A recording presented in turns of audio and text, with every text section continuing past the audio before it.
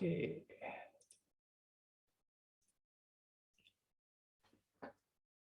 Oke, pertemuan kali ini tentang ini ya, neural network ya. Nanti di dalamnya di sini insya Allah kita membahas tentang beberapa proses utama ya di dalam neural network seperti feed forward, back propagation, dan yang tidak kalah penting teknik optimasi yang sangat terkenal ya, banyak dipakai di teknik-teknik machine learning apapun, yaitu namanya adalah gradient descent ya. Oke, ini sekilas ya perkenalan dari saya. Nama lengkap saya adalah Odi Virkantara Putra. Saya asli Kediri. Kemudian saya S1 di jurusan Sistem Informasi, dan Bu Wiwi ini selain dosen saya, beliau juga dosen wali saya. Bu Wiwi ini. Saya angkatan 2007, masuk SI 2007, terus lulus 2012 ya. Agak molor setengah tahun ya, 1 semester. Saya wisuda bulan Maret, jadi 4,5 tahun saya di SITS, kemudian saya lanjut bekerja 3 tahun, setelah itu saya studi lanjut ke elektro pada 2015 ya, di bawah bimbingan Prof. Heri dan Pak Eko Mulyanto, Pak Ako itu ya. Oke. Kemudian saya studi lanjut ini alhamdulillah dapat beasiswa dari LPDP ya. LPDP full ya, beasiswa LPDP gitu. Nanti teman-teman kalau punya keinginan studi lanjut, diusahakan cari LPDP, dikejar sampai dapat. Syukur-syukur bisa ke luar negeri ya. Luar negeri. Kemudian research interest saya adalah tentang computer vision dan AI ya. Saat ini saya mengajar di jurusan Teknik Informatika di kampus swasta ya di Ponorogo, yaitu Universitas Darussalam Gontor. Ini kampus yang di bawah yayasannya Pondok Gontor. Ada yang berasal dari Kediri atau Ponorogo ini? Tidak ada kayak ya. Oke lah. Kita lanjut, perkenalan sedikit. Aduh. Oke. Neural network, ya neural network, neural atau dikenal sebagai neuron ya. Neuron ini kalian pernah belajar biologi ya waktu SMA. Tidak ada anak STM kan? IPA semua ya insya Allah ya. Kalian belajar tentang neuron. Neuron ini adalah sel saraf ya, sel saraf. Kemudian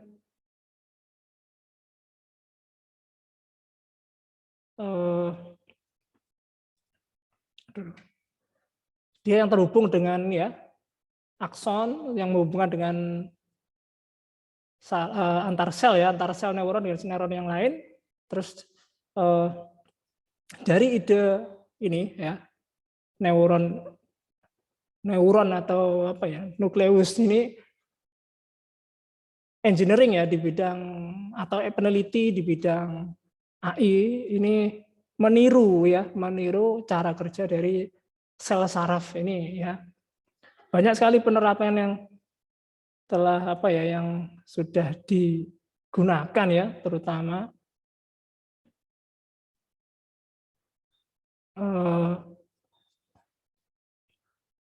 untuk neural network yang dikembangkan dari sistem saraf ya.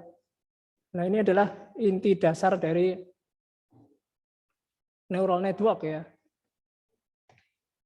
Oke, di sini kita mengenal apa itu neuron ya. Dalam satu sel neuron itu ada apa ya di dalam neural network. Ini ada bentuk yang paling sederhana.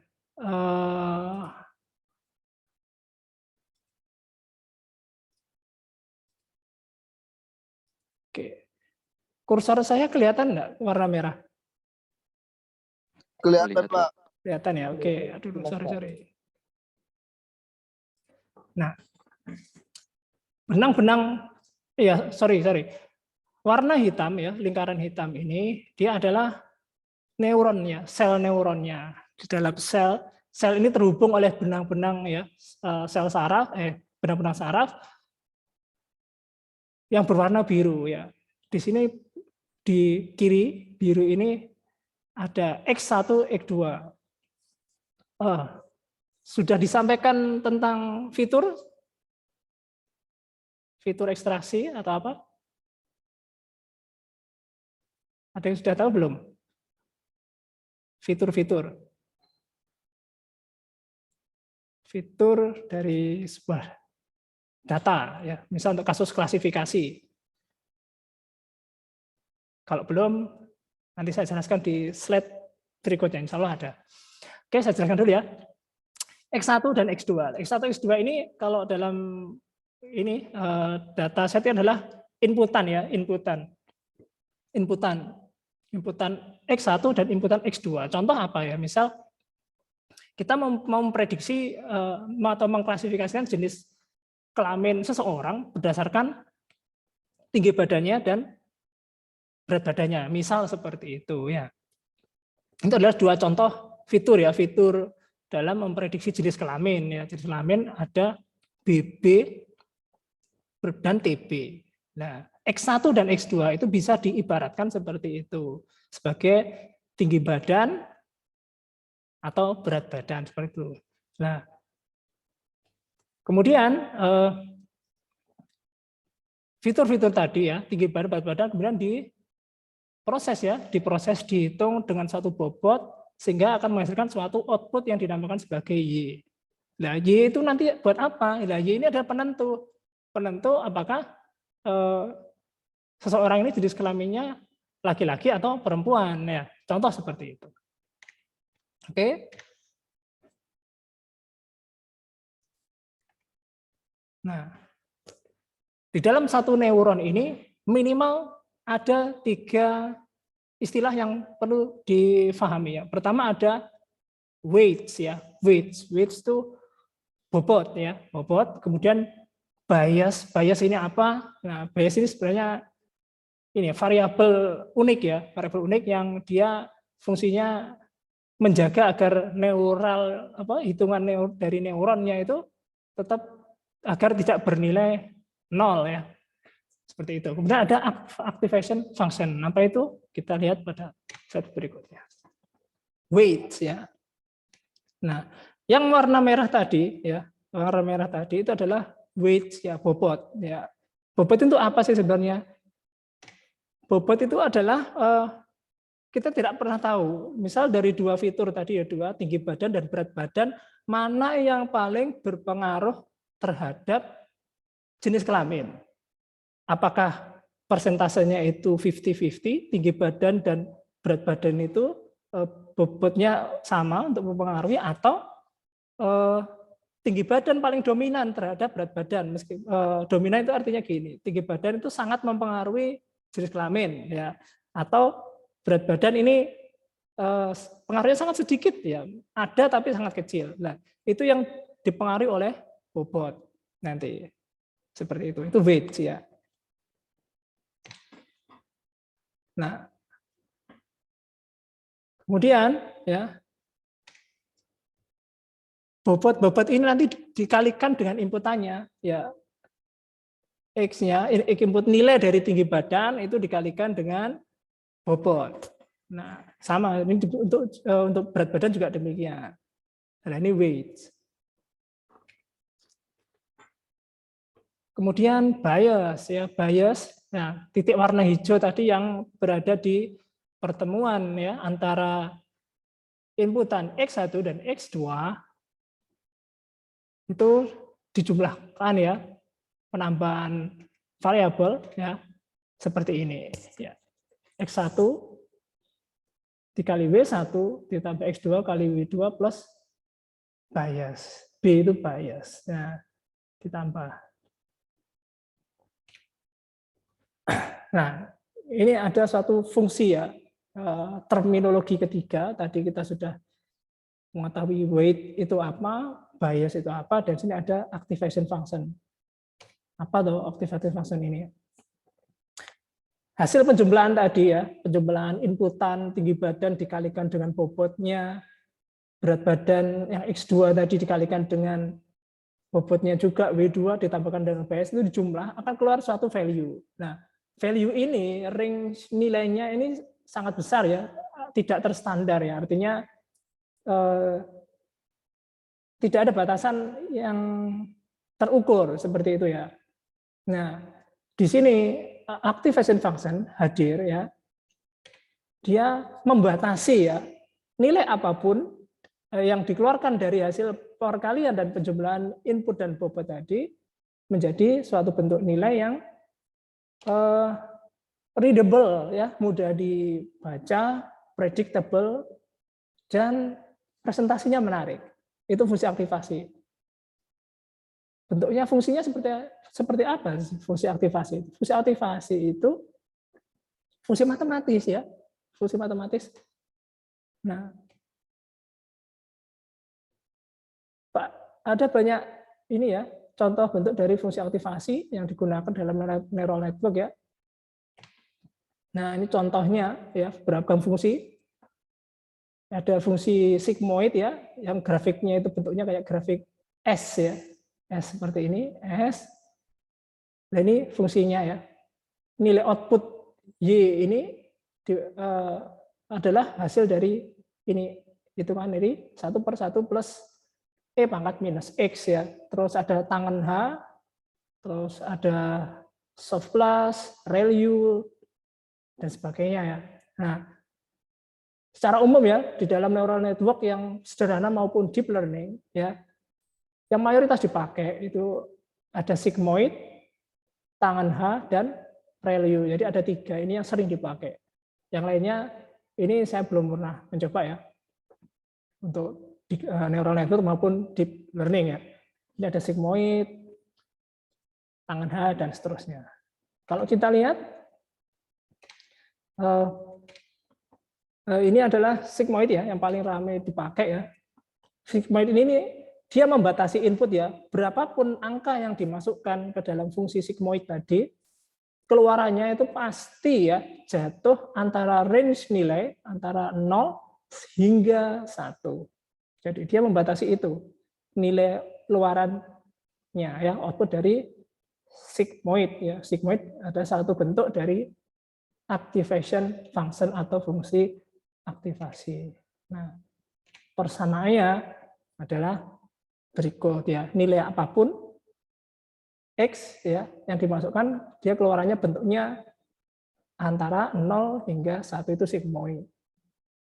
Nah, ini contoh ya, contoh dari grafik sigmoid. Ini saya mensimulasikan ya, saya mengenerate data buahnya ya, data di sumbu X ini ya, data buahnya antara sekitar ya min 6 atau min 7 sampai 7 ya, saya generate.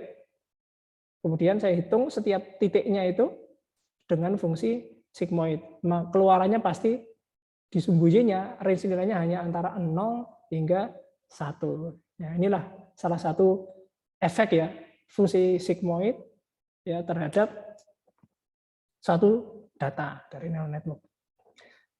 Oke, sebelum saya lanjutkan ke contoh, ada pertanyaan silakan terkait bagian awal ini. Ada yang kurang jelas langsung saja, tidak apa-apa.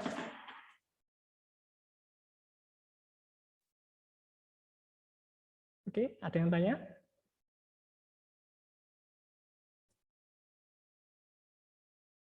Oke. Kalau tidak ada, kita lanjutkan sebentar ya. Oke, ini contoh ya. Contoh. Misal ya kita memiliki satu inputan dengan 2 fitur ya. X bar ya, X bar ini adalah vektor ya. Vektor ini one dimensional matrix ya, matrix satu dimensi ya, disebut sebagai vektor ya. X1 dan X2 ya, ini saya jadikan satu saja. Jadi X bar ini mewakili X1 dan X2 di mana masing-masing X itu nilainya adalah 1 dan 1. Jadi ini contoh saja nilai tinggi, misalnya nilai tinggi badan dan berat badannya itu masing-masing satu. Kemudian weight-nya ya, W1 W2-nya itu nilainya 2 dan satunya 3. Kemudian kita punya nilai bias sebesar 1. Nah, kita bisa menghitung output dari neuron tadi ya. Demikian ya. Kita menggunakan dot product ya.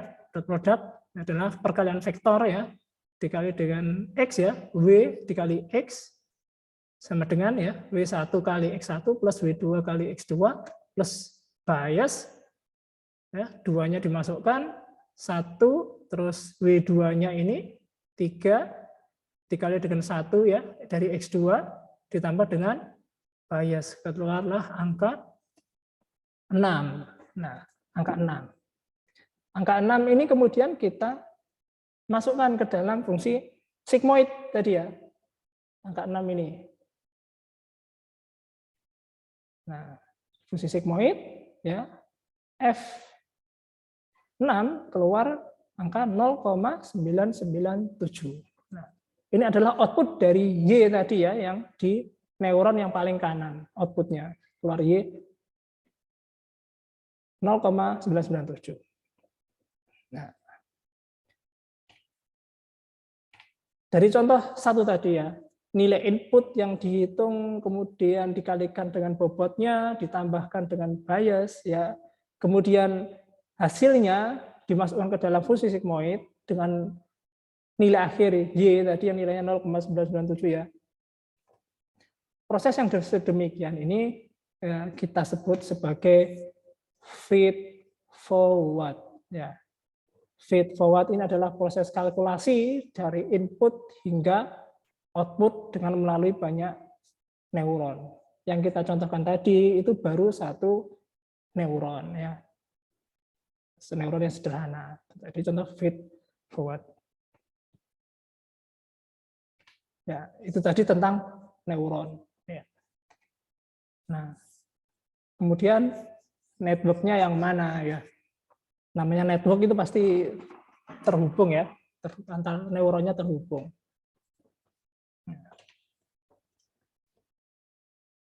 Ini contoh ya, contoh dari sebuah neural network ya yang paling sederhana ya, paling sederhana. Ya. Kalian amati ada tambahan bulatan baru ya. Tadi kan ada X1 ini, X2 dan warna hijau kan output neuron ya. Sekarang kita selipkan satu lapisan lagi ya dengan bulatan ini biru yang kita sebut sebagai H1 dan H2. Kenapa disebut H? Nanti kita bahas. Oke. Nah, ini adalah kumpulan neuron ya. Masing-masing bulatan itu adalah neuron dan fully connected ya. Nanti insya Allah kalau kalian belajar deep learning, istilah fully connected network ini akan sering kalian dengar ya. Fully connected network akan sering didengar ya.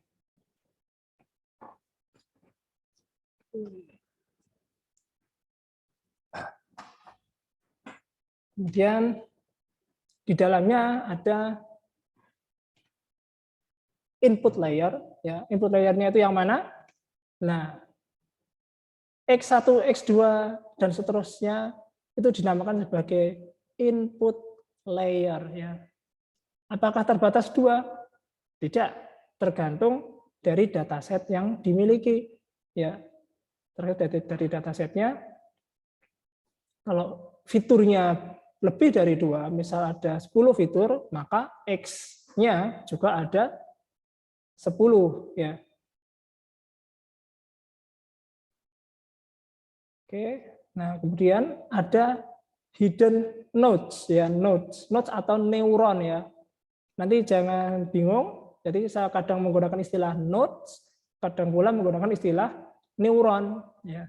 Sebenarnya sama saja dalam konteks neural network, nodes atau neuron sama saja. Intinya dia adalah lingkaran-lingkaran ini. Oke, nah hidden nodes ya, hidden nodes. Nah, hidden nodes ini adalah layer apapun ya yang berada di antara input dan output ini dia dinamakan sebagai hidden layer. Ya. Ini adalah sebuah contoh arsitektur neural network dengan satu hidden layer, ya, satu baris dari atas ke bawah itu adalah satu layer hidden, ya, satu hidden layer. Nah, yang hijau ini adalah output. Output ini apa? Output ini adalah dari kelas atau luaran yang diprediksi, ya, yang diprediksi. Nanti keluar apa? Nah, tadi kita bahas kenapa disebut H. Ya, ini adalah representasi dari hidden nodes, ya, hidden layer, hidden nodes-nya, hidden neuronnya. Oke. Nah, ini hidden layer ya, layer baru. Dua buah neuron tadi ditambahkan ya, H1 dan H2. Nah, layer ini dinamakan sebagai hidden layer. Nah, layernya itu bisa banyak ya, hidden layer itu layernya. Bisa itu lebih dari satu, bisa 2 layer, 3 layer ya. Bahkan lebih ya, lebih sampai 6 layer, 7 layer, 10 layer, bahkan sampai ratusan layer pun ada. Nah, kalau layernya sudah melebihi ya sekitar 4 atau 5 layer, ini sudah dinamakan sebagai deep learning ya konteksnya. Dinamakan deep karena layernya sangat banyak, hidden layernya itu dinamakan sebagai deep ya, deep learning ya. Nah, ini sebuah arsitektur neural network ini bisa terdiri dari satu atau lebih dari hidden layer. Sedangkan kasus kita tadi ya, ini adalah layer yang arsitektur yang paling sederhana, yaitu satu buah input layer, satu buah hidden layer, dan satu output. Ya. Oke. Nah, contoh kedua ya. Ini kita mengulang contoh satu ya. Tapi dihitung, kita melakukan proses hitungan feed forward ya. Dengan menambahkan nilai H1 dan H2. Nah, kalau di neuron yang awal tadi, kita ini menghitung satu buah output ya, X1, X2 dan output. Nah, sedangkan di sini output tadi ini difungsikan ya, dialihkan atau digantikan dengan hidden nodes karena input itu dia tidak terhubung secara langsung ya, tidak terhubung secara langsung kabelnya ya. Yang tadi ya, ini ya kalau kita amati X ini tidak terhubung langsung ke output, tapi dia terhubung ke hidden nodes ya. Contoh X1 dan X2 dia sama-sama terhubung ya ke node H1 ya. Nah, node H1 ini berfungsi sebagai output dari X1 dan X2 tadi ya.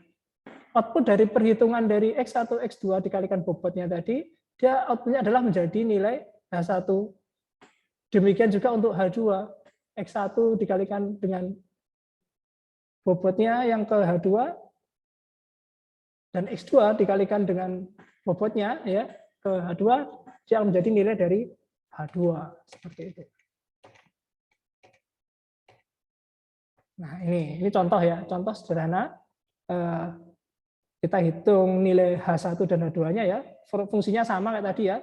W dikali X ditambah B, W1 kali X1 ditambah W2 kali X2 ditambah dengan bias 1 ketemu 6 ya. Kebetulan nilainya hitungannya sama ya, karena parameternya saya masih menggunakan nilai yang sama seperti contoh yang pertama, example 1 ya. Ketemu nilai dari H1 dan H2 kebetulan sama ya, karena masing-masing input itu sama-sama terhubung ke H1 H2, maka outputnya adalah sama. Nilai H1 dan H2 adalah 0,997 ya masing-masing. Oke. Nah, dari nilai kita sudah memiliki nilai H1 dan H2 ya. Kemudian nilai H1 H2 kita taruh ke dalam sebuah vektor yang disebut sebagai vektor H. Kita taruh ini nilainya adalah masing-masing 0,997 dan 0,997, kemudian dikalikan dengan bobotnya sendiri. Nah, untuk menghitung nilai H1 dan H2 ini, dia juga memiliki bobot karena terhubung ke output ya neuron outputnya. Nah, setiap benang dia mewakili bobot. Nah, kita bisa menghitung nilai output O1 tadi dari H1 dan dari vektor H. Nah, dari sini kita bisa memperoleh ya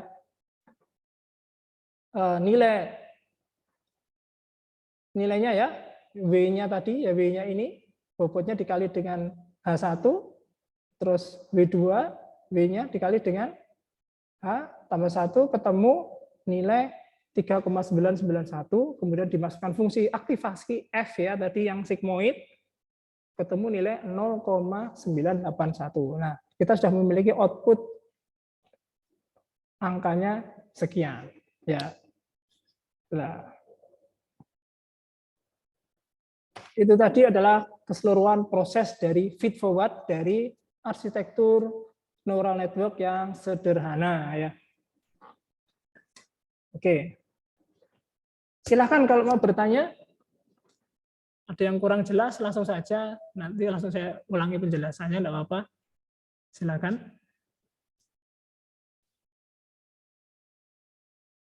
Ada yang mau bertanya? Mungkin saya, Pak.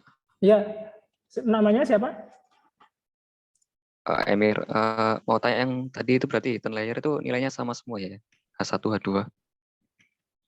Outputnya. Ya, sama karena kalau kita lihat dari layer arsitekturnya ya, kan nilai dari X1 dan X2 ini kan masing-masing sama-sama terhubung ke H1 dan H2. Maka output dari ini kita anggap sementara nilainya sama. Karena kebetulan saya memberi contohnya adalah nilainya sama. Ya.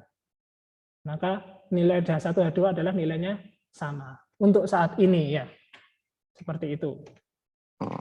Oke, output sekian. Oke. Oke, sudah jelas? Oke, yang lain silakan tanya dulu feed forward-nya sebelum ini melangkah lebih jauh lagi. Oke, yang belum paham dan sebagainya.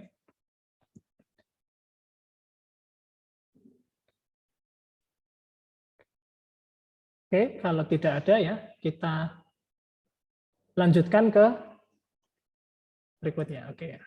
Nah, tadi adalah feed forward ya, feed forward. Terus apa berikutnya? Nah, ini sebuah studi kasus ya. Misal kita memiliki ya sebuah dataset ya, yang berisi tinggi dan bobot dari beberapa orang. Kemudian setiap data orang itu dilabeli ya, dilabeli jenis kelaminnya ya. Ya. Sebagai contoh, nah kita memiliki dataset seperti pada tabel 1 ini ya. Kita memiliki dataset, misal ada nama orang, namanya si Budi ya, dia memiliki tinggi 170. Kemudian ini satuannya beda-beda, anggaplah height ini satuannya cm, weight ini satuannya kilogram ya. Ya. Terus ini ada gender, M ini male ya, F itu female ya, laki-laki dan perempuan. Budi misal ya 170, 80, jenis kelaminnya laki-laki. Yanto sekian-sekian laki-laki, Susi sekian perempuan, Siti tinggi sekian, bobot sekian ini perempuan, Agus sekian-sekian-sekian, Asih sekian-sekian-sekian. Ya. Misal ada nama orang lagi, misal namanya Yuli, dia memiliki tinggi tertentu ya, tingginya misal dia 159, bobotnya 80. Nah, kita ingin memprediksi jenis kelamin Yuli ini apa ya? Kita tidak tahu, ya kan? Karena dari tinggi saja dia mungkin masuk kategori perempuan, karena perempuan rata-rata 160 ke bawah ya. Ini contoh data perempuan. Juga isi Yuli tadi, misal tingginya dia 159. Tapi dari sisi bobot ya, berat badan dia berat badannya 80. Dia kayaknya cenderung laki-laki, tapi dari sisi tinggi kok cenderung perempuan. Nah, ini jenis kelaminnya apa? Nah, itu bisa diselesaikan dengan teknik neural network tadi ya. Nah, Nah, di sini kita ingin memprediksi gender ya dari seseorang berdasarkan tinggi dan bobotnya. Apa yang harus kita lakukan ya? Bagaimana cara kita membuat sebuah AI ya, AI atau machine learning untuk memprediksi jenis kelamin seseorang berdasarkan tinggi dan bobotnya. Ya. Oke, sebelum itu kita belajar sedikit tentang fitur dan kelas. Oh ya, sebelumnya memang belum pernah mendengar istilah fitur atau kelas itu? Atau baru pertama ini mendengar istilah fitur? Fitur. Pernah, Pak. Pernah. Oke. Apa yang diketahui sedikit saja tentang fitur yang kalian ketahui? Kalau kelas setahu saya jadi kayak jadi ada beberapa ciri-ciri, tapi itu bisa buat beberapa objek sekaligus. Misalkan mungkin kelasnya hewan, terus nanti objek-objeknya itu bisa kucing, bisa anjing dan semacamnya itu. Kalau fitur itu mungkin ciri-cirinya juga, Pak. Oh ya. Oh ini yang dijelaskan ini kan ya konteksnya object oriented programming ya OP ya. Iya, Pak. Iya. Kadang ada istilah yang tumpang tindih dengan AI. Nanti jangan ambigu. Itu tadi Oke, OOP Pak. itu. Ya, itu memang konsepnya inheritance dari OOP itu ya. Oke, nah di sini ya di dalam machine learning, oke ini kita ngomong konteks yang lebih besar, lebih general ya, terutama data science ya. Istilah-istilah ini kalian harus familiar nanti ya. Apa itu fitur, apa itu kelas ya. Kalau fitur tadi yang kalian jelaskan itu sama, mirip dengan OOP ya. Dia karakteristik ya. Fitur adalah karakteristik ciri yang membedakan ya objek atau entitas ya, membedakan dirinya dengan yang lain gitu loh. Contoh dari sisi fisik ya, contoh fitur ya.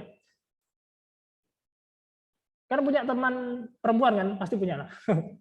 Secara sekilas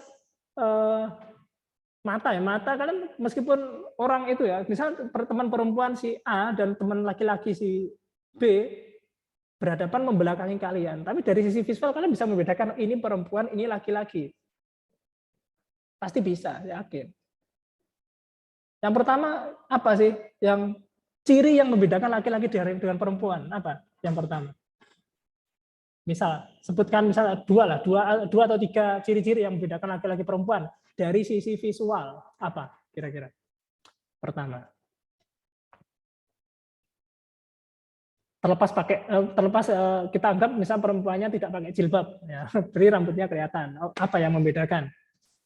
Kira-kira membedakan laki-laki dan perempuan dari ciri-ciri fisiknya, ya secara visual apa yang bisa membedakan? Menurut kalian apa? Rambutnya panjang, Pak. Rambut panjang. Nah, kalau laki-laki gondrong? Oh, rambutnya lebih halus biasanya, lebih lurus. Loh, ada juga loh cowok yang pakai sering ke salon gitu, rambutnya sama-sama halusnya. Oh iya sih. Iya. Mukanya lebih feminim. Oh bisa ya dari sisi fisik wajah feminim ya. Saya baru tahu ini. Oke. Pertama rambut ya. Oke, rambut. Tapi rambut kalau hanya rambut kayaknya susah ya. Kalau rambutnya satu panjang, satu laki-laki pendek itu bisa. Tapi kalau ada laki-laki yang rambutnya panjang, berarti kan sama-sama perempuan nanti ya kan?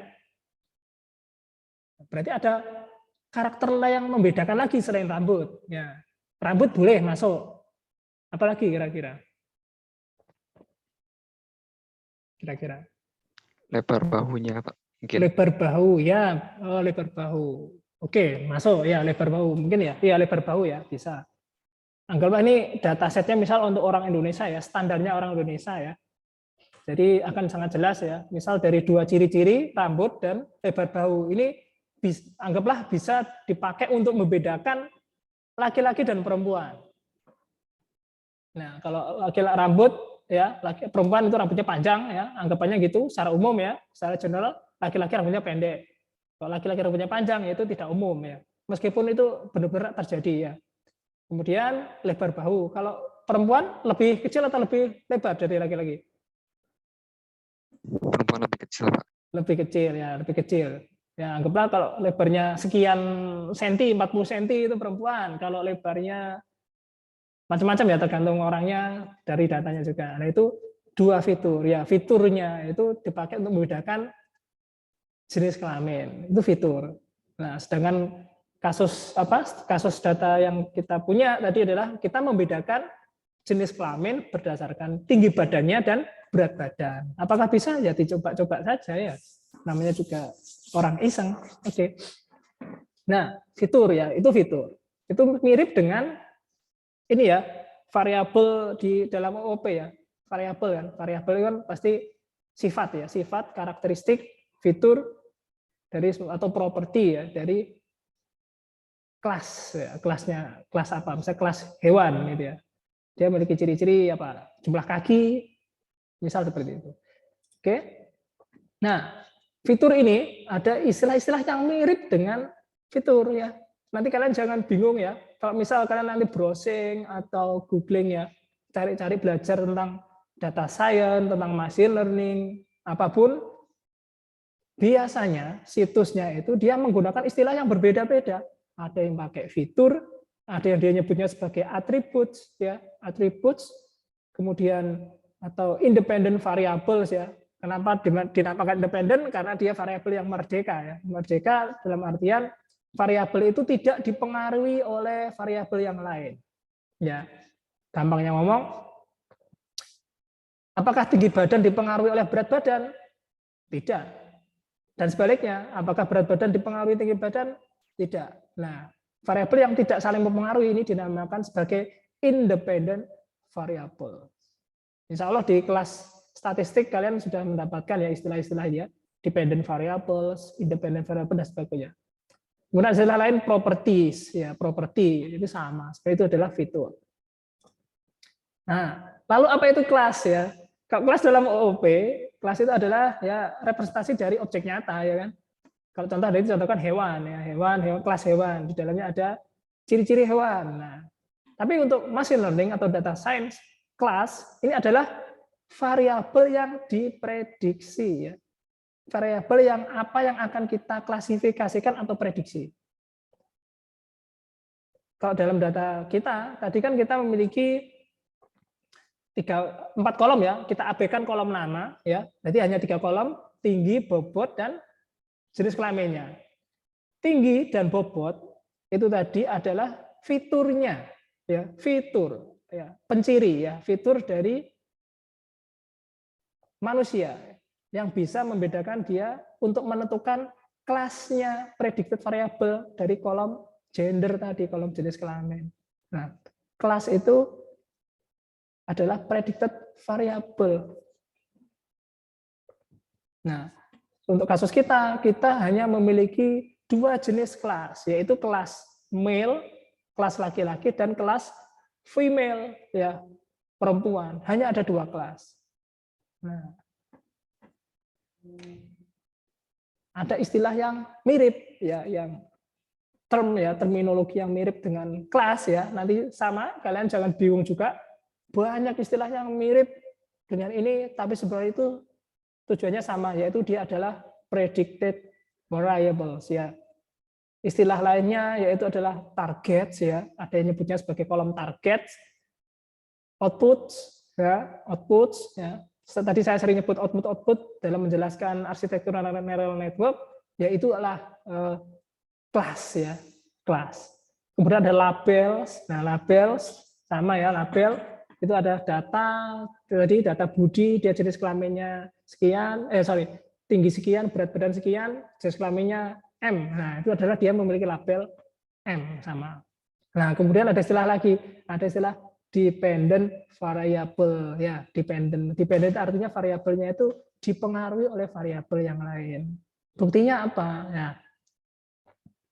Dalam kasus kita, dataset kita ingin cari tahu ya jenis kelamin dari variabel jenis kelamin tadi, variabel gender dari height dan weight-nya ya, tinggi dan bobotnya itu tadi, makanya dinamakan sebagai dependent variable, variabel yang bergantung apa ya, yang tidak bebas, berarti dia dipengaruhi oleh variabel yang lain ya.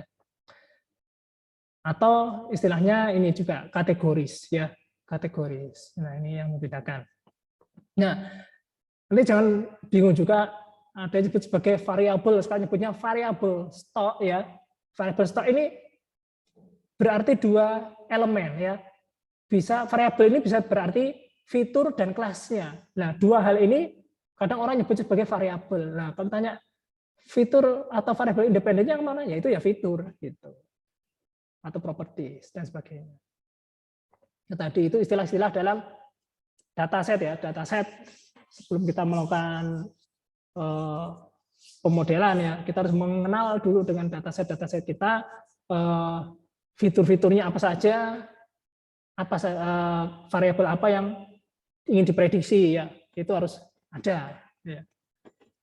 Ini untuk kasus klasifikasi. Nah, kelas ya, dalam kasus machine learning untuk kelas ya, kelas yang hanya dua jenis ya, male, female, atau misal kelas yes, no, atau apalagi ya 0, 1, ya tidak, atau apalagi macam-macam yang kelasnya hanya dua jenis, itu dinamakan sebagai binary classification ya, binary classification.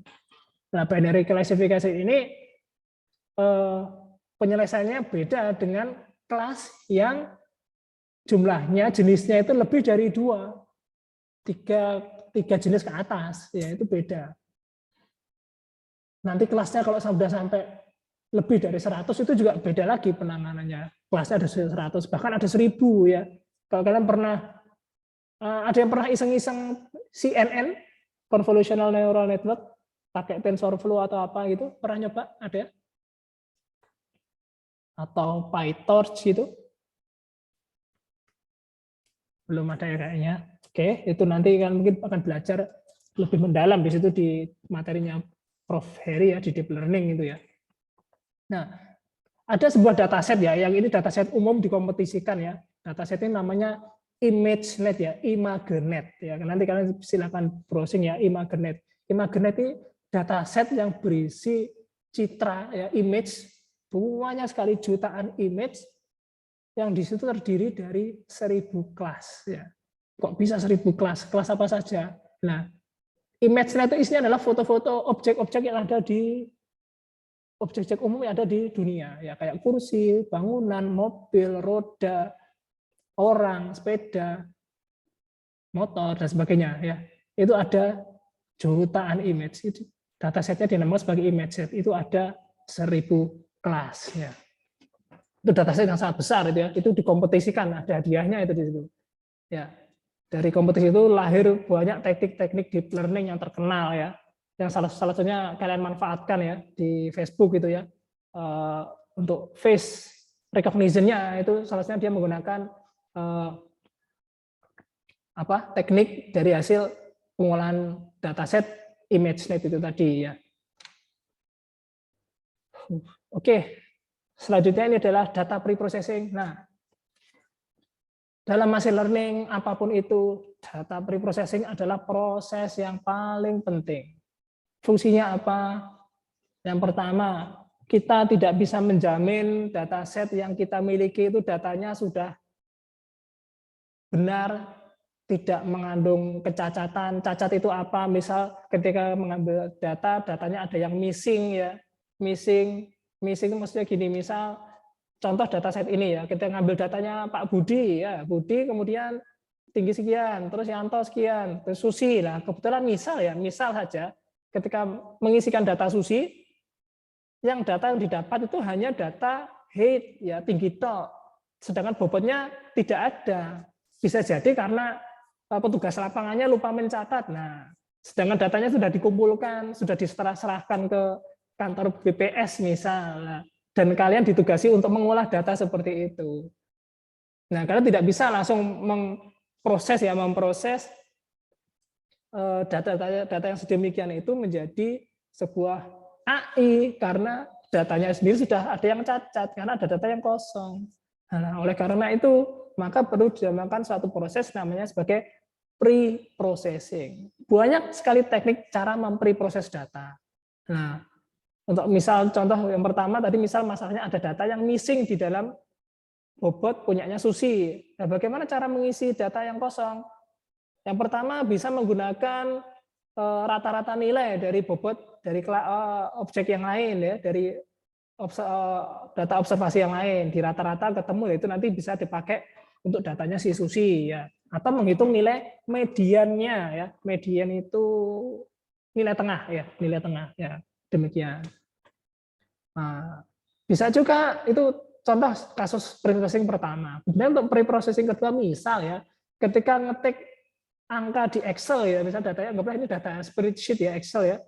Misal ketika nulis angka 81 itu terselip karakter aneh, misal apa ya, petik 1 atau petik 2 atau nggak sengaja tombol spasi ketekan atau ada huruf nyelip, dan itu tertimbun di set kali yang sangat banyak, sudah besar, misal data observasinya sampai 1.000 orang, kan ada selipan kecil kan nggak kelihatan. Nah, kalau diproses pasti akan terjadi error, itu nggak bisa. Nah, itu ada tahapan lagi namanya untuk menghilangkan karakter aneh atau removing special characters kayak gitu ya. Itu untuk menghasilkan data yang benar-benar bersih, clean ya, sehingga bisa diproses untuk pemodelan dari machine learning. Apapun itu bentuk machine learning-nya, entah fuzzy kah, atau neural network, atau support vector machine, naive Bayes ya, itu macam-macam. Nah, di sini dalam kasus ini kita menggunakan dua teknik saja. Ya, teknik dalam preprocessing yang pertama adalah label encoding ya. Label encoding ya. Kita lihat nanti perubahannya bagaimana ya, label encoding ini ya. Kemudian ada min-max scaling. Nah, saya jelaskan. Nah, data yang sebelah kiri ini setelah di pre-processing dengan label encoding dan min-max scaling, datanya berubah menjadi demikian. Ya. Ada perbedaan kan? Sangat banyak ya. Height-nya dari 170 berubah jadi 0,88. Loh, dari mana ini? Kemudian weight-nya sekian berubah menjadi 0,96.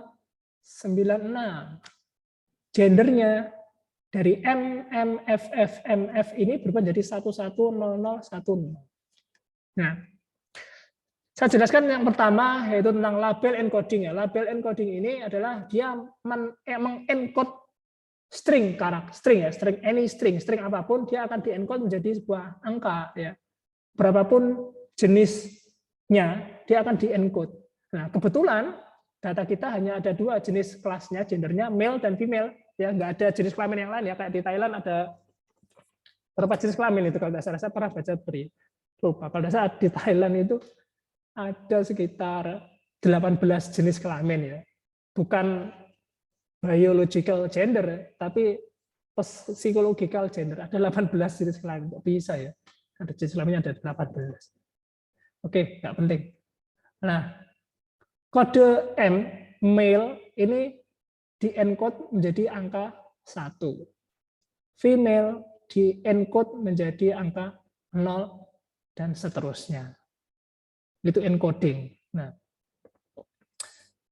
min-max scaling. Nah, ada yang bisa mengira-ngira angka 170 kok bisa jadi 0,88, sedangkan 172 hingga menjadi angka 1.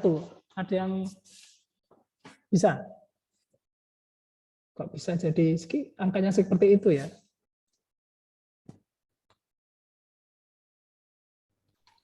Yang tinggi Pak. Gimana? Yang tinggi itu ya Pak.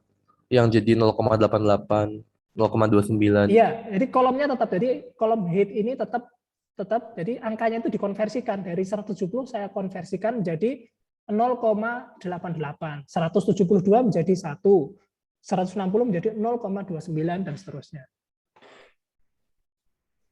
Ada yang tahu asalnya dari mana angka-angka ini? Mungkin Pak, yang 170 ini ditetapkan sebagai karena dia yang tertinggi dijadikan 1 sama 155 dijadikan 0 Pak. Oke, ya betul seperti itu ya. Nih saya ilustrasikan di sini. Saya mau gambar sesuatu di sini ya. Kita lihat ini garis merah ya, garis merah ini dan garis hijau. Ya, hijaunya kelihatan nggak? Kelihatan ya? Oke. Ini adalah yang paling kiri yang warna merah ini berapa? Yang paling kecil berapa itu? Yang tinggi yang sebelah kiri 155. 155 ya. Yang paling kanan, yang paling besar ya, tinggi ini kita ngomongin fitur height-nya dulu, tinggi badan orang. 172 paling kanan ya, paling tinggi, paling besar nilainya. Kemudian sedangkan yang hijau min max scaling ya. Min nilai minimal pasti 0 ya. Maksimalnya adalah 1. Nah, misal kita ambil contoh datanya Budi ya, datanya Budi. Budi dia memiliki tinggi 170 ya. 170 itu kira-kira di mana ya? Mungkin di sini ya. Anggaplah di sini ya. Nah, anggaplah di sini. Nah, posisi ini dikonversikan ke bidang yang ada di warna hijau ya. Kalau ini 170, kalau yang ini berapa? Ada yang bisa ngitung?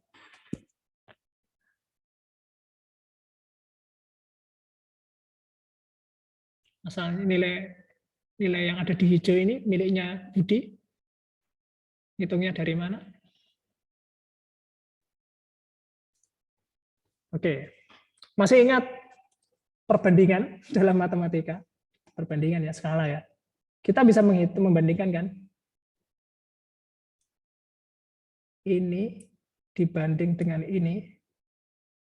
Itu kan sama saja dengan ini dibanding dengan ini kan?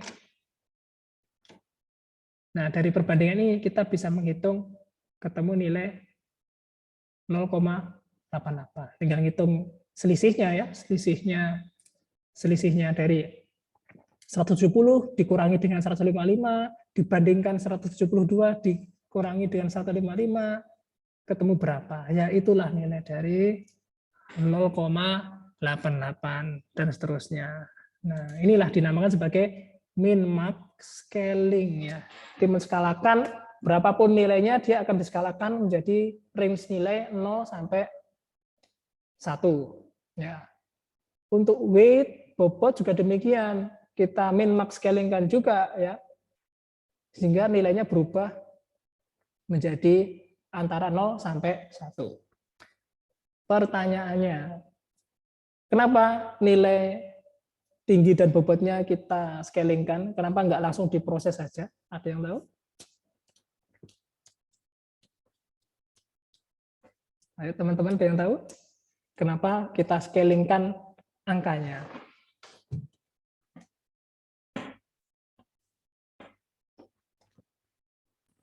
Scaling. Mungkin Pak, kalau buat deep learning itu Iya. algoritmanya tuh bakal lebih gampang kalau pakai scale 0 sampai 1. Gampang ini maksudnya apa? Gampang apanya? Lebih gampang dibaca sama komputer, sama deep learning-nya.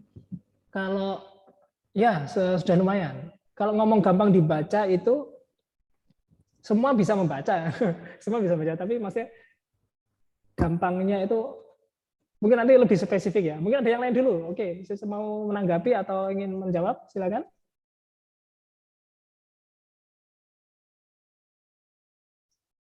Mungkin ke arah lebih mudah diproses. Apa-apa? Lebih mudah diproses. Lebih mudah diproses, ya, lebih mudah diproses. Ya, secara bahasa gampangnya seperti itu ya. Dinamakan mudah diproses. Kalian lihatlah. Anggaplah data yang kiri ini data berupa integer ya. Tahu integer kan? Integer tahu ya. W juga integer. Integer itu berapa bit? Ada yang tahu? Integer itu berapa bit? Yang suka coding? Biasanya setahu singkat saya biasanya 2 pangkat 32.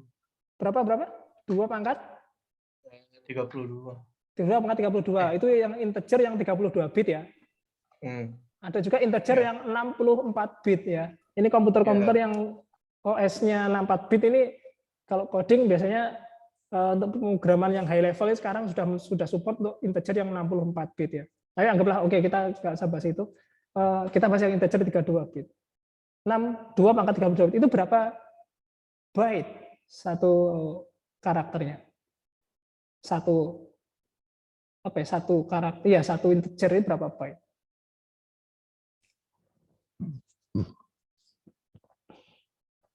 Dikira-kira aja. Bandingkan dengan float ya, tipe data float ya. Float itu ukurannya lebih kecil daripada integer ya. Yang kiri ini integer, yang kanan ini adalah jadi floating point. Dia lebih kecil ya. Lebih efisien memorinya ya. Lebih efisien, tentunya makan space RAM-nya lebih sedikit ketika diproses. Otomatis mempercepat pemrosesan. Nah, dengan scaling ini kita mendapatkan 2 benefit. Yang pertama, memori kita efisien. Yang kedua, pemrosesan kita lebih cepat tanpa mengurangi informasi yang sama ya. Informasi yang sama itu artinya apa? Kita lihat Budi memiliki tinggi sekian, setelah di scaling sekian. Kan tidak ada yang menyamai kan tinggi Budi dan yang lain. Nah, ini yang dinamakan adalah informasi tidak akan hilang jika dilakukan scaling. Tapi kita memiliki keuntungan itu tadi low resource ya dan faster processing. Ya, pemrosesan lebih cepat ya daripada harus mengolah angka-angka yang masih raw ya, yang masih kasar ya, seperti yang di tabel sebelah kiri, kita proses sebagai di sebelah kanan. Nah, itu tadi adalah data pre-processing ya. Ini contoh paling simpel ini ya, yang kita contohkan di sini. Kebetulan saja data kita seperti ini, datanya bagus ya, bagus dalam artian itu tingginya, data tinggi dan data berat badan itu tidak ada yang hilang ya, tidak ada yang hilang atau yang cacat dan sebagainya. Makanya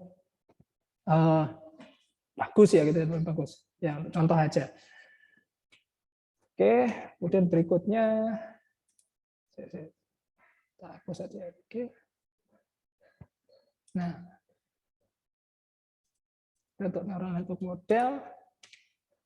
Nah, model yang tadi ya kemudian kita definisikan ulang ya. Kita punya inputan ya. X1 itu height, X2-nya adalah weight ya, bobot ya. Terus nanti dipakai untuk menghitung sebuah output ya. Apakah output itu male atau female ya. Ini adalah arsitektur neural network yang akan kita hitung ya. Oke. Nah, ini tentang loss function ya, loss function. Nah, sebuah model ya. Model di sini ya, model kalian belajar deep learning apapun nanti ya, entah itu menggunakan framework apapun, kalian akan sering dengar model ya. Model itu sebenarnya adalah kalau neural network arsitektur ini adalah model ya. Dinamakan sebagai sebuah model. Arsitektur ini model. Nah, bagaimana membangun sebuah model yang optimal untuk melakukan suatu prediksi dengan tepat ya, dengan memiliki performa yang bagus. Nah, tentunya model itu harus belajar dari kesalahan. Belajar ya, saya pakai tanda kutip belajar. Sama kayak belajar itu gini. Kayak kalian mau ikut ujian pasti mempersiapkan sesuatunya lebih intens ya, kayak belajar, nyoba-nyoba soal, mempelajari sesuatu hal yang baru kan juga demikian belajar ya. Tidak mungkin dalam satu kali belajar kalian langsung sakti ya, sakti dalam artian sudah langsung pintar, sudah langsung paham dalam sekali membaca. Misal ada mungkin kalau ada yang seperti itu dia jenius ya, yaitu 1:100 lah, 1:1000 orang lah ya, dalam satu komunitas ya. Oke. Nah, setelah model itu belajar ya, atau kalian belajar, setelah belajar sekian kali, kalian belajar kalkulus ya, berkali-kali mengerjakan satu soal tentang satu topik kalkulus, berkali-kali sampai akhirnya bisa, itu dibuktikan apakah kemampuan belajarnya ini sudah bagus atau belum. Nah, contoh mengukurnya bagaimana, bisa saja seperti UTS dan UAS, itu adalah salah satu bentuk evaluasi terhadap belajar kalian ya. Model juga demikian, model dari neural network juga demikian. Setelah dia belajar, dia perlu dibuktikan bahwa modelnya belajarnya itu bagus. Yaitu makanya dievaluasi ya. Evaluasi untuk apa? Ya untuk mengetahui bahwa modelnya sudah bagus atau belum. Ya. Kalau masih jelek apa ya? Berarti jelek nilainya dapat nilai 4 atau 5 ya, dari range 10 ya. Berarti dia harus belajar terus, belajar lagi ya, belajar, dievaluasi terus, belajar, evaluasi terus sampai dia good ya, good enough ya. Nah, caranya ngukur bagaimana kok bisa tahu bahwa modelnya sudah bagus. Nah,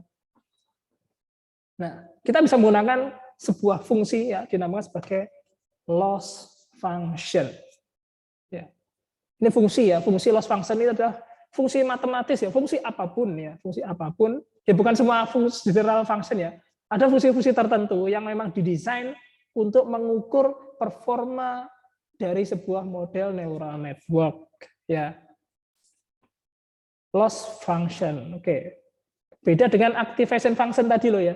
Loss function, activation tadi adalah dia fungsinya untuk membatasi nilai inputan agar mendapatkan output ya sesuai untuk range nilai activation function-nya. Kalau bentuknya sigmoid, nanti datanya pasti luarannya bentuk sigmoid antara 0 sampai 1. Kalau ada ReLU dan sebagainya itu beda lagi. Tapi ini adalah loss function-nya. Kita ingin mengukur seberapa bagus modelnya ya. Loss function ini banyak bentuknya ya. Salah satunya kita menggunakan namanya MSE. Kepanjangan dari mean squared error ya. Mean squared error. Kalau diterjemahkan artinya apa dari belakangnya? Error yang dikuadratkan kemudian dihitung rata-ratanya. Mean itu rata-ratanya. Mean itu bukan bukan sadis ya, mean sadis ya. Tapi mean ini adalah rata-rata. Oke. Nah,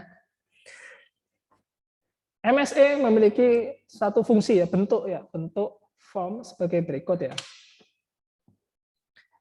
Oke. Bentuknya seperti ini ya. MSE itu adalah 1/n sigma I1 hingga n YTI minus YPI dikuadratkan ya. Error ya di sini ya, error ya. Oke, ada yang bisa baca fungsi ini? Yang bisa menerjemahkan? Ada? Silakan. Mungkin saya mencoba, Pak. Iya, silakan. Coba dibaca dengan bahasa Indonesia yang baik dan benar. Oke. Jadi itu kan 1/n dikali sigma awalnya dari I sama dengan 1 sampai n kan. Terus dikali Y kali TI dikurangi Y kali PI dikuadratin. Jadi mungkin saya bisa coba notit Pak, ditulis aja biar lebih enak. Oh ya, silakan. Bentar. Oh, saya belum bisa anotit Pak tapi.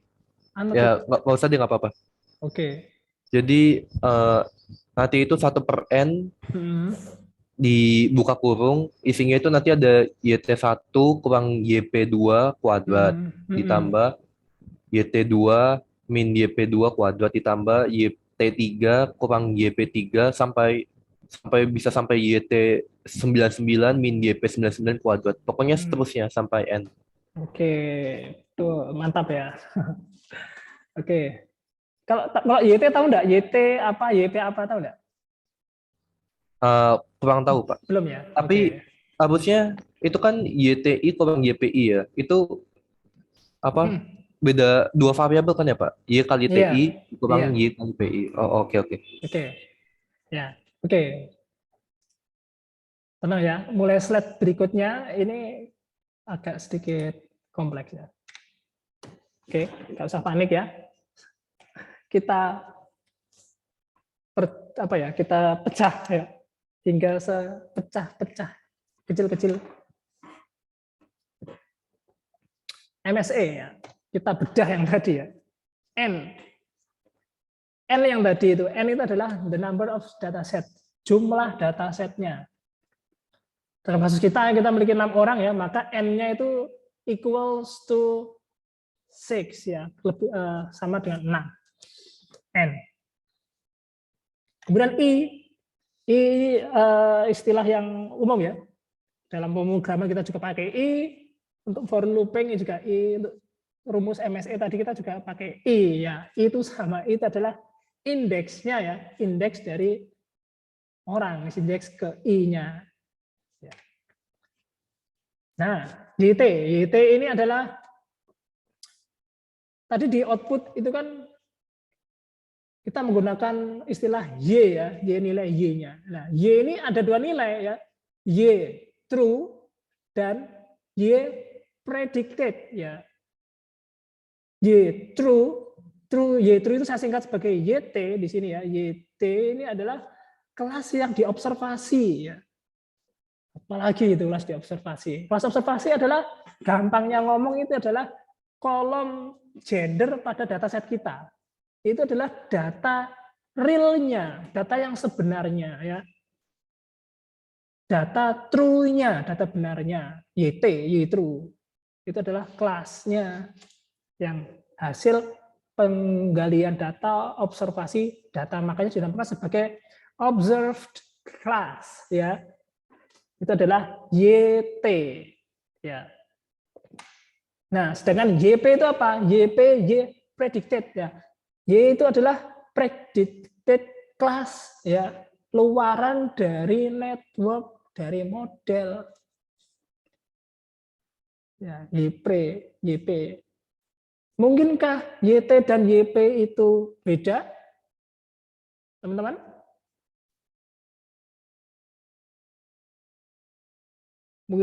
Bisakah beda? Ataukah pasti beda? Atau tidak? Boleh beda? Yang mana? Mungkin seharusnya beda sih, Pak. Seharusnya beda ya. Oke, ya boleh. Yang lain ada? Apa harus sama? Oke. Nah, tadi equation-nya MS itu kan YT minus YP ya. Nah, namanya ada pengurangan. Berarti kan kita sedang mencari selisih ya, mencari selisih atau mencari gap ya. Mencari selisih. Nah, selisih inilah yang dinamakan sebagai error. Ya, errornya. Error atau orang lain nyebutnya bukan error, sebagai residu ya, residu atau residual ya, ada yang nyebutnya sebagai residu ya. Tapi secara umum dia adalah errornya. Kenapa dinamakan error? Karena seharusnya ya, idealnya YP, Y predicted ini adalah sama dengan YT. Idealnya itu sangat ideal sekali ya. Antara data observasi itu hasilnya, luaran dari neural network itu sama dengan observe class YT-nya. Itu sangat ideal. Apakah mungkin sebuah neural network itu dia memiliki kemampuan prediksi yang 100%, artinya tidak ada error? Sangat kecil sekali kemungkinannya seperti itu. Makanya dinamakan sebagai error, berarti ada selisih ya. Ada selisih error. Nah, selisih error yang dikuadratkan ya. Square. Kenapa di square? Ya biar nilainya tidak minus ya, minus. Ada yang menggunakan teknik MAE, mean absolute error ya. Ada mean square error. Ya, bedanya kalau mean absolute error dia tidak menggunakan fungsi kuadrat, dia menggunakan nilai absolut, nilai mutlak ya. Yang kalau persamaan matematisnya itu apa? garis panjang itu ya, kanan kiri yang ngapit YT dan YP itu absolut. Kalau di sini kita pakai MSE ya, mean squared error ya di situ. Nah, MSE adalah sebuah nilai sebuah fungsi ya, dipakai untuk mengukur nilai error. Nah, sebuah model neural network ya dikatakan bagus itu jika nilai errornya itu sangat kecil ya. Selisih sangat kecil. Nah, semakin kecil nilai dari error square-nya, maka performance dari neural network semakin bagus. Ya. Ini juga otomatis ya berbanding terbalik dengan nilai akurasinya ya. Contoh kalian ujian semakin sedikit yang salah, tentu nilai ujian kalian semakin bagus kan? Seperti itu. Nah, sama analoginya di neural network juga demikian. Untuk mengevaluasi seberapa bagus neural network, dia harus dievaluasi atau diukur dengan salah satu teknik yang dinamakan sebagai MSE gitu. Apakah semua neural network memakai MSE? Tidak. Tergantung datanya. Ya, tergantung data, tergantung fiturnya, tergantung kelasnya ada berapa banyak. Macam-macam yang mempengaruhi ini ya. Mempengaruhi nilai menentukan function dari loss function-nya ya. Ada banyak loss function, tidak hanya MSE. Oke. Nah, ini ada proses training ya. Training adalah sebuah istilah bagaimana sebuah model dia learning from data. Nah, Odi, maaf Odi. Nggih, Bu. Ya, Bu. Maaf, saya mau izin dulu ya, mau jemput Prof. Heri ini. Oh iya, Bu. Ya, Bu. Ya, Nggih. ini saya izin leave, nanti Odi kalau udah selesai langsung ditutup, enggak apa-apa. Oh iya. Sampai jam berapa ini Bu kelasnya, Bu? Jam 10 aja lah. Nanti nggak selesai nggak apa-apa, dilanjutkan ke pertemuan berikutnya kok. Gitu. Jadi oh iya, nggih, siap. Jam 10 maksimal jam 10 aja lah. Ya nanti motongnya di yang enak gitu. Oh iya Bu, siap. Ya enggak apa-apa gitu. Ya saya izin dulu ya. Nggih, Bu. Prof ya, mohon maaf semua, jangan lupa absen. Nanti pengumumannya saya taruh di seri TS Classroom. Ya baik Odi gitu dulu ya, terima kasih. Saya izin dulu. Nggih Bu. Oke, kita lanjutkan tadi. Oke, ini istilah training ya. Model belajar dari data. Kok belajar dari data? Apa yang dipelajari ya? Ingat ya, ini berlaku untuk semua jenis AI ya. Yang diamati oleh mesin itu adalah pola dari data ya, pola ya. Selama ada pola, pasti bisa jadi AI. Ya, saya berani bilang gitu. Selama ada pola, pasti bisa di-AI-kan. Ya, ada pola data. Nah, bagaimana mengamati pola? Wah, itu bisa kursus sebulan sendiri itu mengamati pola data ya. Banyak sekali tekniknya. Nah, di sini kita tidak melakukan itu ya. Anggapannya data tadi itu sudah ada polanya ya. Kita asumsikan seperti itu aja. Ada polanya. Oke. Nah, sebenarnya apa sih yang terjadi dalam training itu? Nah, gampang. Training itu hanya meminimalkan errornya, meminimalkan error dari MSE tadi. Berulang. Makanya tadi saya disebutkan belajarnya itu harus berulang-ulang sampai nilai errornya itu minimal. Seperti itu. Itu namanya sebagai MSE ya, MSE seperti itu. Oke. Nah, di dalam neural networks variabel yang bisa belajar itu hanya dua, yaitu weights. Weights ini bukan bobot dataset orang tadi ya. Weights ini adalah WW tadi loh, W1, W2 tadi itu adalah weights dan bias. Nah, di sini saya biasnya pakai ES karena ada banyak bias. Nah, bias ini tergantung dari neuron-neuronnya. Satu neuron ini pasti memiliki satu bias. Satu neuron, satu bias. Berarti biasnya kalau tadi neuronnya ada banyak, ada hidden layernya, hidden node-nya ada 2, H1, H2, dan O1. Berarti itu ada 3 buah bias, B1, B2, B3. Tapi weights-nya ini adalah sesuai dengan benang-benang yang menghubungkan ya. Nah, 2 variabel ini tadi, weight, bobot, dan bias, dialah yang mempengaruhi performance dari neural network-nya. Performa dari error rate-nya. Semakin kecil error rate, maka semakin bagus. Nah, sebelum melakukan training, ya, kita perjelas lagi ya modelnya tadi. Kalau tadi kan saya berangkat dari model yang tampilan sederhana, ya, weight-nya seperti ini. Nah, ini baru muncul weight-nya ya, W1, W2 hingga W6. Nah, setiap benang, nah, ini adalah bobot.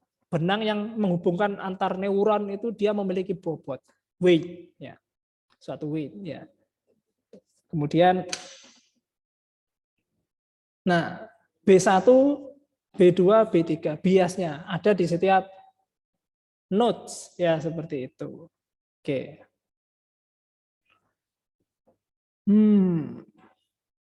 Oke, ada pertanyaan dulu sebelum kita menyentuh lebih jauh. Silakan kalau mau tanya.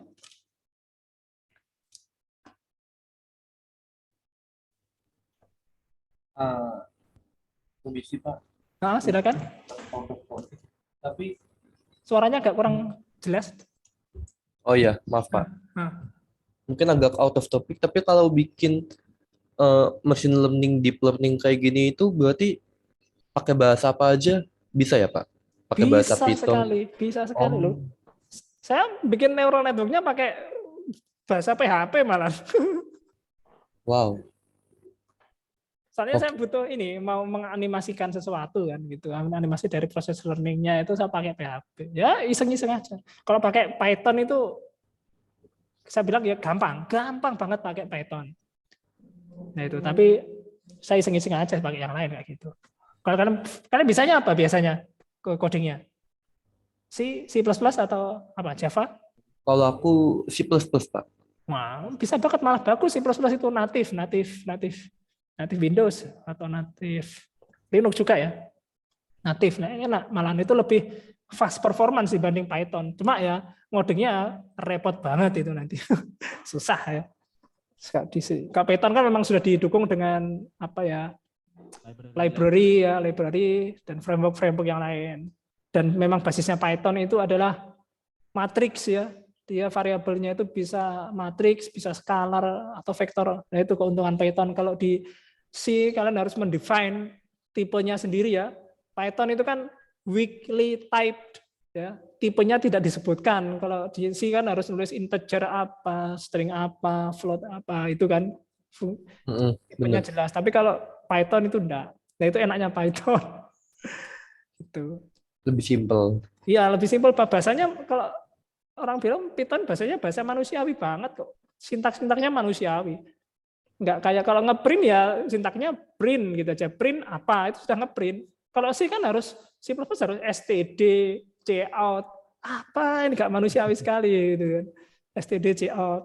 Mau buat hello world saja harus apa? Import stdio terus integer main cout hello world. Waktu ribet ya.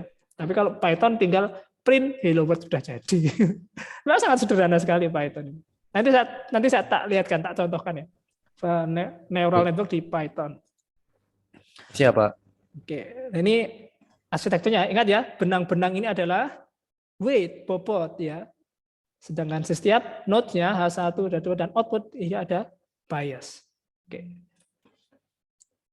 Oke ya. Sekarang mulai agak fokus sedikit, tapi waktunya sudah 9:30 ya. Nggak apa, ini nanti mungkin saya percepat supaya mungkin kalau nanti ada pertemuan berikutnya kita lebih intens membahas ini. Kalau ini soalnya ini sudah masuk ke ranah optimasi ya. Ranah optimasi memang isinya matematika semua. Sebelumnya saya tanya, masih ingat turunan parsial? Parsial derivatif? Masih ingat-ingat Pak di matematika. Kalau aku udah agak lupa Pak, harus belajar lagi.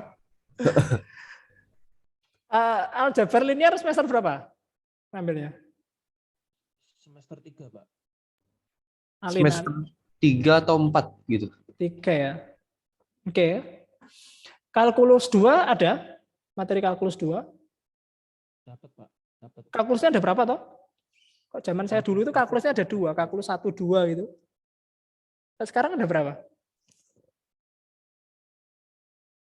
Waktu kalian TPB itu tahun pertama bersama, masih ingat enggak? Kalau kita adanya matematika Diskrit. 2 Pak. Matematika 2, iya. Oh. Kayaknya itu kalkulus 2, tapi nggak tahu juga. Oh, sekarang enggak ada ya mata kuliah kalkulus ya namanya ya, diganti matematika itu mungkin ya. Mungkin gitu Pak. Oke. Pengajarnya dari dosen elektro atau dosen Matematika. Dosen matematika. Tahun pertama bersama itu kan TPB itu kan? Iya, yang TPB itu. Oke. Insya Allah masih ingat ya. Ini kita mulai menggunakan turunan ya di sini nanti ya, turunan untuk mengoptimize dalam training. Nah, kita kembali ke loss function tadi ya, loss function MSE tadi ya. Nah, oke, kita sebut saja loss function-nya itu sebagai variabel L ya, loss function L ya. Nah, karena hanya bias dan weight-nya yang mempengaruhi nilai L ya, berarti kita memiliki 9 parameter ya. W1, W2-nya tadi kok bisa 9? Nah, lihat yang bisa dioptimasi adalah W1 ya, kita hitung ya 1 2 3 4 5 6 B1 2 3, berarti ada 9 parameter. Nah, parameter ini inilah yang harus kita optimasi supaya nilai errornya itu mengecil ya. Karena nggak mungkin nilai X1-nya kita ubah kan, karena ini sudah data inputan, dataset itu sudah nggak mungkin boleh diubah ya. Yang bisa diubah adalah bobot-bobot inilah ya. Weight WW dan biasnya BBB ya. Itu yang hanya bisa dioptimasi. Oke. Nah, maka ada 9 parameter yang kita update, harus kita update. Bagaimana caranya? Nah, kita ngupdate-nya satu-satu ya, nggak langsung semuanya diupdate satu-satu. Nah, kita ambil contoh, kita mau mengupdate nilai W1 ya. Kita W-nya diupdate. Kenapa diupdate? Ya bisa jadi ketika dilakukan feed forward yang pertama nilai errornya masih tinggi. Nah, otomatis kita harus mengupdate semua parameter. Kita berangkat mengupdate dari nilai W1. Nah, kita perlu. Nah, bagaimana caranya? Nah, salah satu-satunya cara untuk mengupdate nilai W1 dari fungsi L ya hanya menggunakan turunan parsial ya, itu. Masih ingat turunan parsial? Ya, kayak turunan biasa aja lah. Misal tak contohkan di sini ya. Pakai marah aja. Saya pakai fungsi fx ya. Misal saya punya fungsi fx x kuadrat gini. F aksen x berapa ini nilainya? Ada yang tahu? 2x. 2x ya. Oke, gampang ya. Tapi kalau ini fx, y x kuadrat y plus x plus y kuadrat. Sorry. Ini D itu turunan diferensial. Di fx diturunkan terhadap dx berapa? Fungsi fx y diturunkan terhadap x berapa? Hasilnya. Ada yang tahu? Ini yang perempuan ada kan? Ikut kelas loh? Belum ada suaranya ini. Ibu-ibu, emak-emak. Atau sedang masak ini mah. Mungkin saya coba. Oke, berapa itu hasilnya? 2XY tambah 1 tambah Y kuadrat. 2XY tambah 1 tambah Y kuadrat. Y kuadrat. Oke. Yang lain bagaimana? Benar atau salah ini? Benar atau salah? Nggak tahu, Pak. Gimana? Kurang tahu, Pak. Kurang tahu. Wah, sudah lupa semua ini. Enggak apa-apa. Ya, yang benar adalah jawabannya ini ya. Sorry. Yang benar adalah 2X Y plus 1.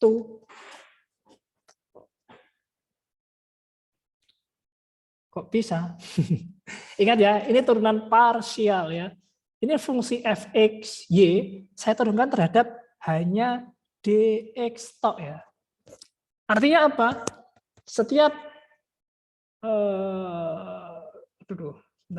setiap ruas variabel, andunya mana ini? Andu. Setiap ruas variabel ini yang tidak mengandung nilai x, dia akan dianggap sebagai konstanta. Ya. Artinya apa? Kalau konstanta diturunkan jadinya adalah 0. Gitu ya. Makanya kalau ruas yang pertama ini dia kan memiliki x kuadrat, x kan, ada x kuadrat, kalau diturunkan kan jadinya 2xy. Ya, 2xy. 2xy ini kemudian ditambah dengan x, turunan dari x adalah 1, ditambah dengan turunan y kuadrat yang ada x-nya tidak ada, maka dia akan jadi 0. Gitu. Ini adalah turunan parsial. Ya. Oke, ini hanya refreshing materi matematika. Ya. AI ya isinya kayak gini. Kalau hanya pakai framework terus ngoprek pakai asal pakai itu gampang, anak STM juga bisa, nggak perlu kuliah S1 di ITS ya. Ya seperti itu. Nanti di refresh lagi lah ya, buka kitab sucinya aljabar linier ya. Dosennya siapa? Aljabar linier. Kalau S1 siapa? Kemarin itu kalau nggak salah Budia, Pak. Oh, Budia Puspito Iya. ya. Ya, itu nanti dibuka lagi kitab sucinya ya, kitab-kitabnya Budia ya, atau catatan kalian. Jangan-jangan sudah dilewakkan nih, jangan ya. Masa dilewakkan deh. Oh, jorek. Oke, kita contoh ya. Kita bisa menghitung kembali lagi ya, nilai W1 dari fungsi L. Nah, terminologinya seperti ini. D, tadi saya pakai istilah D ya. D ini delta L diturunkan terhadap W. Artinya fungsi L ya itu diturunkan terhadap W1. Ini karena kita mencari W1, maka yang diturunkan adalah L terhadap W1. Nah.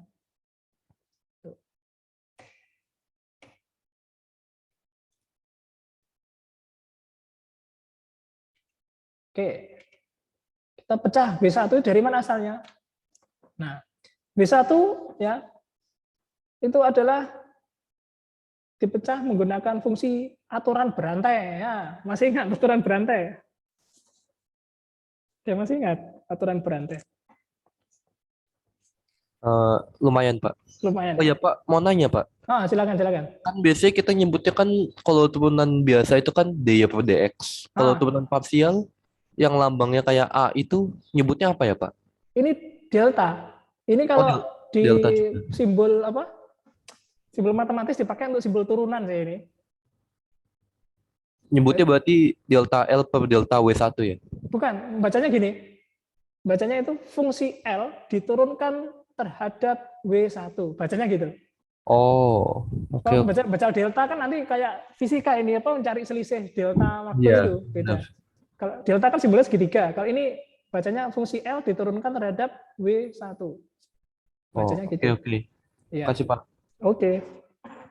Nah, ini digunakan aturan berantai fungsi L ya diturunkan terhadap YP ya. YP-nya ya, YP. YP kan output-nya ya, Y output dari neuron tadi. Kenapa pakai YP ya, karena dia berupa output ya, sudah di output, kemudian kita ingin dari output itu kita ingin pakai untuk mengupdate W ya. Makanya kita turunkan dulu dari terhadap YP-nya dikali dengan YP terhadap W1.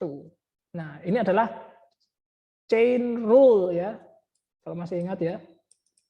Kalian silahkan browsing aja chain rule ya. Nah, aturan berantai.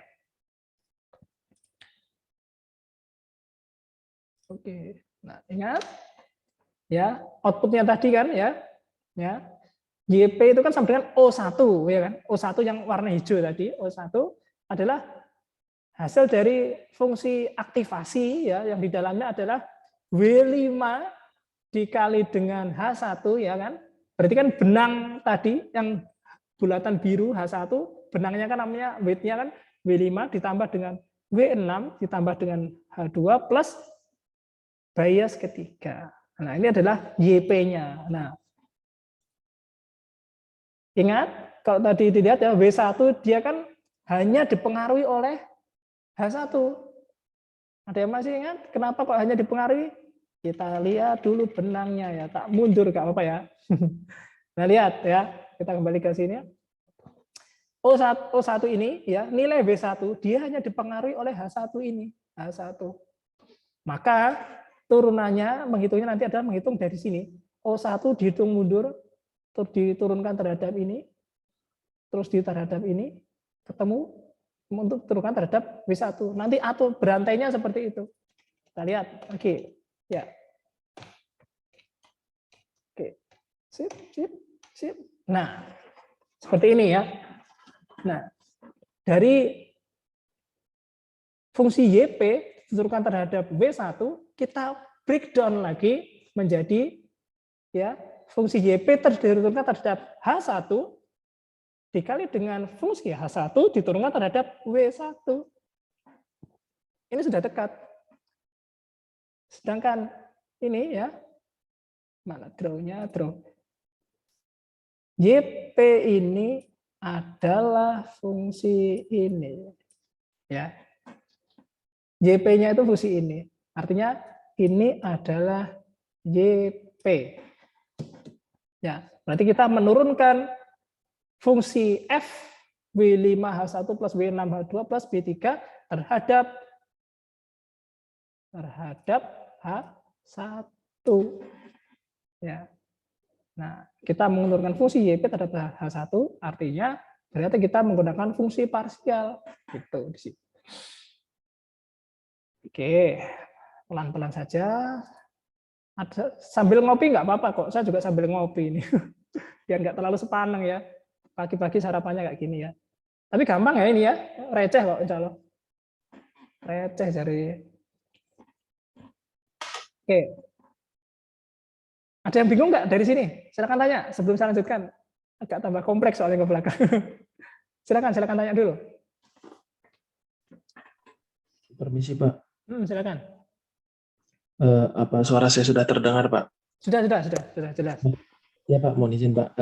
Ini sebenarnya pengen tanya ini. Kalau mohon izin Pak, kalau berkenan kira-kira boleh Pak recordnya bisa dibagikan selepas kelas ini mungkin buat belajar lagi untuk mengulangi materi lagi Pak. Boleh. Nanti kan recordnya juga saya kasihkan ke Bu Iwi kan. Mungkin diupload di Classroom kayaknya ya. Biasanya gitu enggak? Record pertemuannya. Enggak, ya? Oh iya sih biasanya diupload tapi kayak biasanya sih katanya sih diupload sama Bu Iwi kayaknya tapi masih sama, belum. Iya, nggak apa-apa ya. Oke, nanti insya Allah saya share langsung. Siap Pak. Terima kasih. Termasuk materinya juga. Oke, ada pertanyaan lain? Sudah 9.50. Waduh.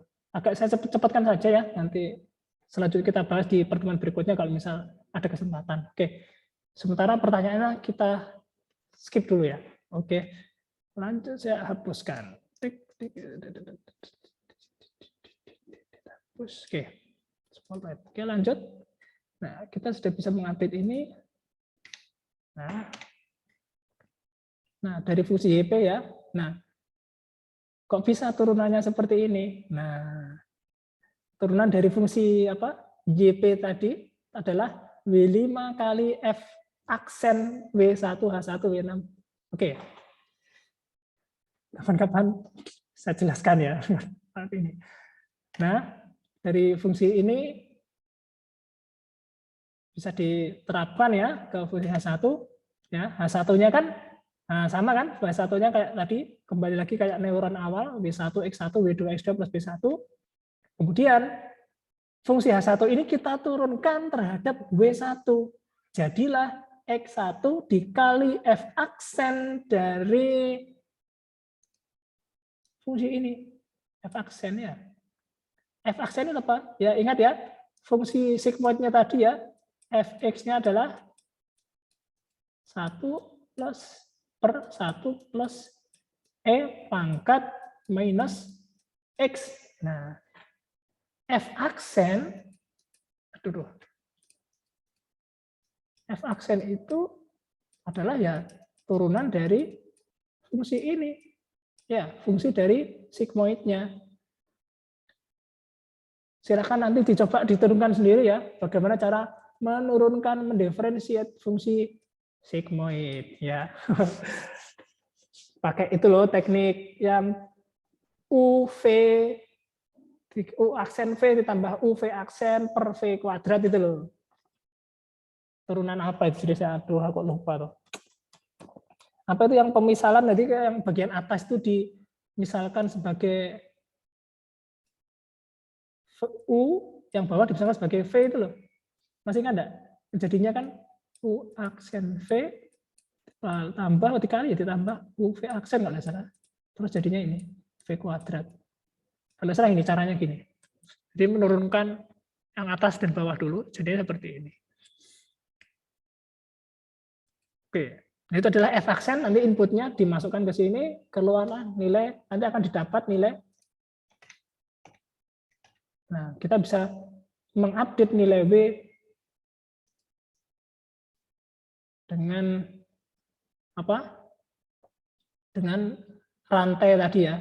Tadi kan berangkatnya dari belakang sendiri kan, YP ya. Fungsi L di tengah terhadap YP. Nah, YP-nya tadi benangnya nyambung ke H1. Dari H1 tadi nyambung ke W1.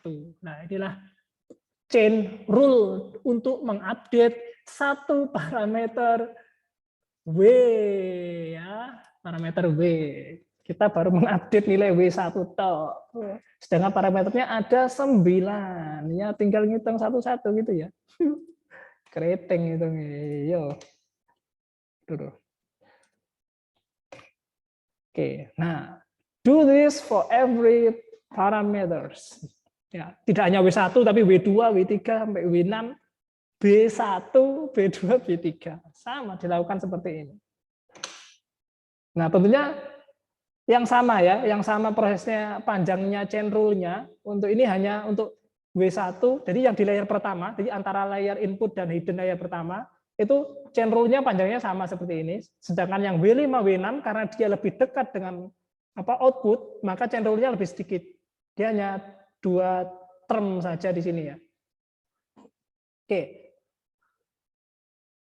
Nah, jika kalian amati ya, proses ini kan proses kalkulasi mundur ya. Kalau feed forward tadi itu kan dia menghitung, mengkalkulasi dari input ke output, dari kiri ke kanan ya. Itu namanya prosesnya adalah feed forward ya, menghitung F tadi F X1 W1 plus X2 W2 dan seterusnya sampai dapat nilai Y atau O1 ya.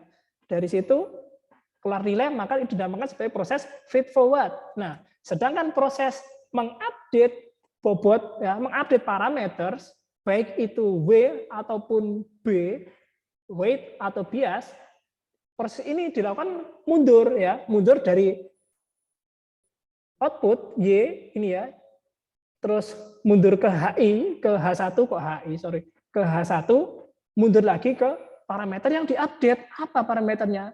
W1. Nah, proses kalkulasi yang mundur dinamakan sebagai backpropagation ya. Oke. Itu tadi backpropagation. Ini baru satu variabel Yang 8 sisanya belum dihitung ya, ngitungnya sama. Nah,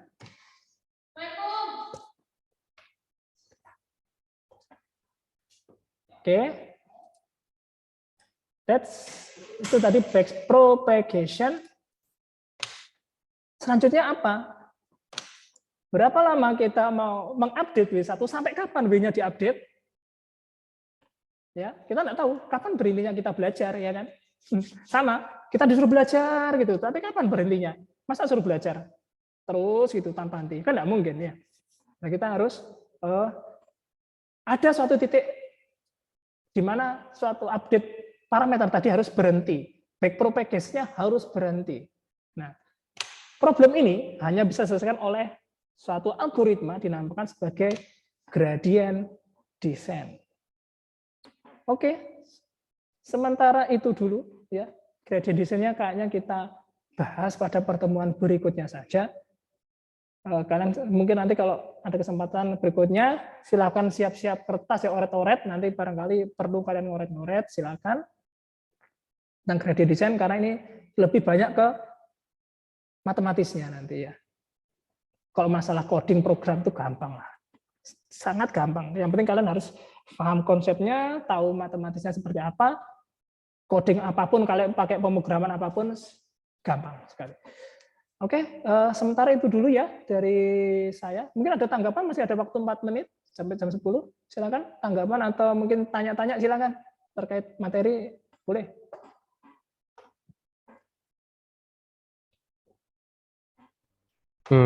Tapi saya nggak ada sih Pak, tapi udah bagus tadi penjelasan Bapak. Makasih ya Pak. Oke, sama-sama. Oke, yang lain silakan.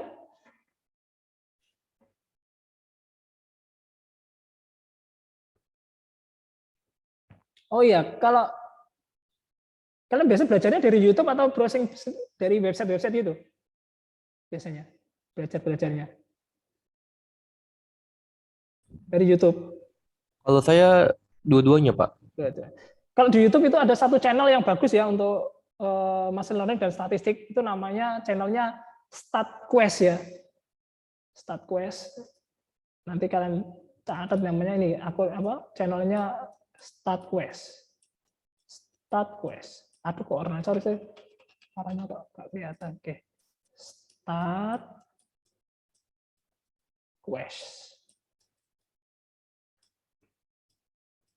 Ya, silakan. Ini penjelasannya wah enak banget ini, slow, detail banget. Apapun ada di sini. Silakan buka StatQuest. Ya. Oke, itu saran saya untuk belajar mandiri. Oke, saya stop share-nya. Oke, terima kasih ya teman-teman atas kehadirannya. Sampai jumpa kita di pertemuan berikutnya ya, insya Allah ya. Kita akhiri pertemuan pagi ini dengan bacaan Alhamdulillah. Oke, terima kasih ya semuanya. Semoga sehat semuanya, dijaga terus fisiknya, olahraga, makan bergizi, jangan begadang ya. Hawanya lagi Omikron ini.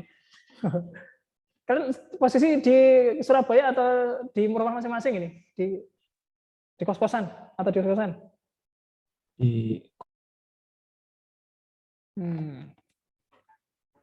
Oke lah. Ya, semoga sehat terus ya, lancar studinya. Oke, terima kasih. Terima kasih ya. Assalamualaikum warahmatullahi wabarakatuh. Waalaikumsalam. warahmatullahi wabarakatuh. Terima kasih banyak Pak. Oke, Terima kasih banyak Pak atas penjelasannya. Sama-sama.